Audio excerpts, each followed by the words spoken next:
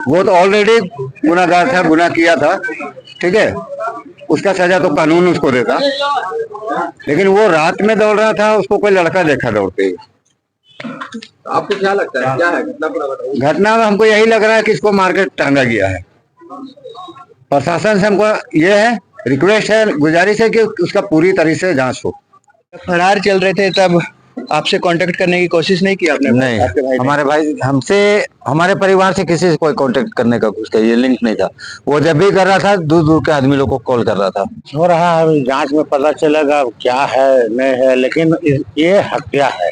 एक आदिवासी लड़की के चक्कर में ही मारा है।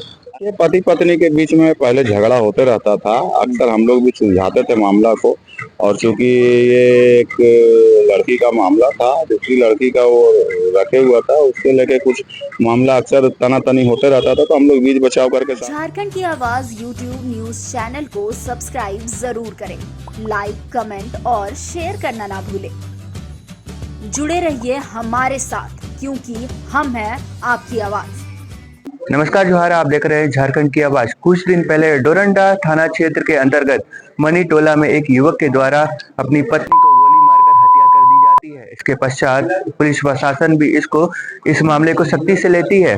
इसके बाद आज युवक का शव जो है वो बरामद होता है। मैं वहीं पे घटनास्थल में खड़ा हूँ और आपको दिखा सकता हूँ यहाँ की सीधी तस्वीर किस प्रकार से आस पड़ोस के लोग यहाँ पे इकट्ठा हो चुके हैं। और ये जो फ्लोर आपको दिखाई पड़ता होगा, इससे जो ऊपर जो फ्लोर है वहाँ पे युवक का शव बरामद हुआ है। ऐसे में यहाँ पे जो आरोपी थे, उनके भाई भी यहाँ पे आए हुए हैं।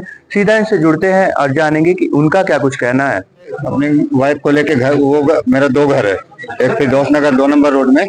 वहां से हम लोग रात में सोने आते हैं, सुबह में उठ के हम लोग ठीक अपने पुराने वाले घर पे जा रहे थे। तो घर पे हम चले गए, घर पहुंच ही गए थे। उसके बाद मेरे फादर बोले शायद कोई निजाम नगर में फांसी लगा लिया। उस समय तक हमको नहीं मालूम कि हमारा ही घर का हमारा ही भाई है। फिर थोड़ी देर बाद हम अपना कोर्ट जाने का तैयारी कर रहे थे, तो एक बैग कॉल आया कि हमारे भाई साहब फांसी लगाया हुआ। तो कोर्ट के हम तो दौड़ के इधर भागे, तो अभी आके हम देख रहे हैं यहाँ पे कि ये लटका हुआ। जबकि हमको सुबह में एक बैग दौड़ने के क्रम में हमको खबर मिला था कि वो रात में 11:15 बजे दौड़ के भागा है। तो अब दौड़ के भागा, अब उसके पीछे कौन था, कि वो अकेले था, हमको वो जानना है। आखिर में वो, अगर हम क्या बोलते हैं, अगर गलत है, वो तो ऑलरेडी गुनाहगार था, गुनाह किया था, ठीक है। उसका सजा तो कानून उसको देता, लेकिन वो रात में दौड़ रहा था, उसको कोई लड़का देखा दौड़ते हुए। आपको क्या लगता है, क्या है घटना? पूरा बताइए। घटना में हमको यही लग रहा है कि इसको मार के टांगा गया है। प्रशासन से हमको ये है, रिक्वेस्ट है, गुजारिश है कि उसका पूरी तरह से जांच हो, हर बिंदु से देखा जाए उसको और उसको क्लियर किया जाए। हमारे साथ युवक के पिताजी मौजूद है। सबसे पहले बताइए कि आपको ये सूचना कब मिली थी इस घटना की? हमको करीब करीब 9:30 में। 9:30 में। जैसा कि घटनाक्रम को अंजाम दिया गया, क्या लगता है कि आत्महत्या या कुछ और? ये हत्या है। हत्या है। आपके ही बेटे थे ना जी। क्या कुछ करते थे, क्या कामकाज करते थे, कितने बच्चे थे? वो 3 बच्चे हैं और ये प्लम्बर का काम करता था। प्लम्बर का काम करता। 3 बच्चे अभी कहाँ रह रहे हैं? मेरे पास। आपके पास रह रहे हैं। तो अपने पत्नी को मारने का क्या कुछ कारण था आपके बेटे? वो एक आदिवासी लड़की के चक्कर में ही मारा है। आदिवासी लड़की का चक्कर में आ रहा है। आप जैसा कि बता रहे हैं कि आपके बेटे ने आत्महत्या नहीं की है, उसको मार दिया गया है। किस प्रकार से बता रहे हैं, क्या कुछ लगता है आपको? अब अभी तो जांच हो रहा है, अभी जांच में पता चलेगा क्या है नहीं है, लेकिन ये हत्या है। हत्या है। बताया जा रहा था कि रात को कुछ लड़के निकलते हुए दिखाई दिए, भागते हुए दिखाई दिए। हाँ, भागते हुए दिखाई दिए है।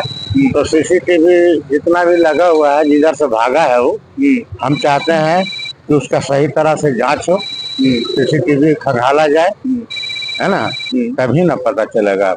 किस पे शंका है, क्या कुछ बता सकते हैं? ऐसे अंदाजी किसको बोला जाए, किसमें हम बताए? किसी से दुश्मनी या फिर कुछ? अब देखिए, दुश्मनी तो ऐसा हमको नजर नहीं आता है कि वो सबको किसी से था, समझे ना। फरार चल रहे थे कहीं ना कहीं। अभी अपने बीबी का मर्डर में तो फरार भाग रहा था, वो भागे चल रहा था। जी, अगर पुलिस प्रशासन उनको पकड़ लेती तो ये सब नहीं, ये सब नहीं होता, कम से कम जान तो बचा रहता। कहीं ना कहीं पुलिस प्रशासन भी असमर्थ ही रहे हैं इस मामले में। नहीं, पुलिस प्रशासन से जहाँ जहाँ सूचना मिला वहाँ वहाँ लोग गई थी पुलिस टीम। जमशेदपुर पता चला तो वहाँ गई, गुमला पता चला तो वहाँ गई थी पुलिस। हम पुलिस को दोषी तो नहीं ना ठहरा सकते हैं। अब आगे क्या? अब रह गया कि जांच का विषय है, हमको एकदम निष्पक्ष जांच चाहिए। और जितना भी जिधर से भी भागा है वो, जिधर यह दौड़ाया गया है उसको, उसका सीसीटीवी जितना लगा हुआ है मोहल्ला में, जिस गली से वो भागा है, और यहाँ भी है, बगल में भी कैमरा है, उससे जांच किया जाए, कैमरा को देखा जाए तो उम्मीद है। आपको कब सूचना मिली थी? हमको सुबह 9 बजे मिली। 9 बजे मिला था। क्या किसी पे शक है, कुछ आशंका है? अभी जब तक जांच नहीं हो, उसका रिपोर्ट नहीं है, तब तक हम किसी पे इल्जाम नहीं लगा सकते। जब फरार चल रहे थे तब आपसे कांटेक्ट करने की कोशिश नहीं की आपने? नहीं, आपके भाई ने? हमारे भाई हमसे, हमारे परिवार से किसी से कोई कांटेक्ट करने का कुछ ये लिंक नहीं था। वो जब भी कर रहा था दूर दूर के आदमी लोग को कॉल कर रहा था। दूर दूर का आदमी लोगों को कॉल कर रहा था ना। तो किस प्रकार से आप बता रहे थे कि रात में कुछ लड़कों को भागते हुए देखा गया था? रात में हमको बोला गया कि 11:15 बजे वो आगे में एक गली है, गली से भागा है वो। गली से भागा है? हाँ, गली से गया है तो हर रोड पे तो कैमरा है। अब वो भागा है या उसे कोई भगाया है, वो तो जांच में ही पता चलेगा और सीसीटीवी देखने के बाद ही पता चलेगा। पार्षद हमारे साथ मौजूद है, क्या कहेंगे इतना बड़ा घटना को अंजाम दे दिया? बहुत दुखद घटना है। लगातार इस तरह का घटना जो है ना, सामाजिक जीवन में और लोगों के जनजीवन में बहुत असर डालता है। इस तरह का लगातार जो घटना हो गया, 25 जनवरी को उसी लड़के ने अपनी वाइफ को गोली मार दी और आज उसके द्वारा खुदकुशी किया गया है। तो खैर ये तो जांच का विषय है, जांच चल रही है, सारी टीम आई हुई है और जांच हो रही है। अब जो भी मामला खुल के सामने आता है देखा जाएगा, लेकिन ये दिल को झकझोरने वाली घटना है, बहुत ही माने दुखद घटना। जो मामला है, लगातार जो क्राइम है, किस तरह से आप इन चीजों को देखते हैं? नहीं, देखिए, पति पत्नी के बीच में पहले झगड़ा होते रहता था, अक्सर हम लोग भी सुलझाते थे मामला को।